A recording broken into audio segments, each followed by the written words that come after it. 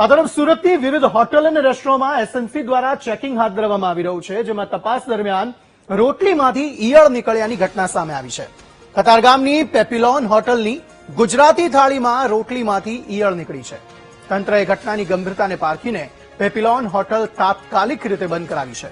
ડુમસમાં અન્ય એક રેસ્ટોરન્ટમાં ભજીયામાંથી મકોડા સહિતના જીવાત નીકળ્યા હતા।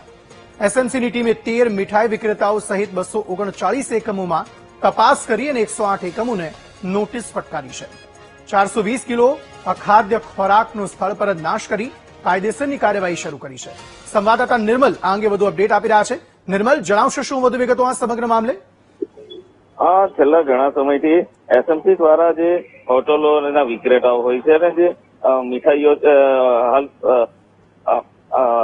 તહેવારો પણ આવી રહ્યા છે તે અનુસંધાને તપાસ હાથ ધરી હતી। તેમાં 108 એકમોને આરોગ્ય વિભાગ દ્વારા નોટિસ ફટકારવામાં આવી હતી અને ખાસ કરીને આ જે નિયમોનું ઉલ્લંઘન કરતા હોય છે તેઓ 239 સંસ્થાઓમાં તપાસ કરવામાં આવી હતી, જેમાંથી 108 સંચાલકોને નોટિસ ફટકારવામાં આવી હતી। 420 કિલો જેટલો અખાદ્ય ખોરાકનો જે સરપરત નાશ કરી અને જે વહીવટી ચાર્જ હતો તે પણ વસૂલ કરવામાં આવ્યો હતો। સાથે 13 મીઠાઈ વિક્રેતાઓને ત્યાં દરોડા પાડી અને ગુણવત્તા ચકાસણી માટે સેમ્પલ લેવામાં આવ્યા છે અને તેને લેબ ટેસ્ટ ખાતે મોકલી આપવામાં આવે છે। મહત્વનો સવાલ છે કે હાલ તહેવાર ચાલી રહ્યો છે, પરંતુ જે પ્રમાણે ફૂડ વિભાગ દ્વારા આરોગ્યની ટીમ દ્વારા જે દરોડા પાડવામાં આવે છે, પરંતુ આ જે સેમ્પલ હોય છે સેમ્પલ લેટ આવતા હોવાને કારણે તહેવાર પતી ગયા બાદ આ લેટ આવતા હોવાને કારણે ઘણીવાર એવું થાય છે કે સેમ્પલ ફેલ થતા હોય છે, ત્યારે લોકોના આરોગ્ય સાથે પણ ચેડા થતા હોય તેવું જોવા મળી રહ્યું છે। જી આભાર સમગ્ર માહિતી આપવા માટે।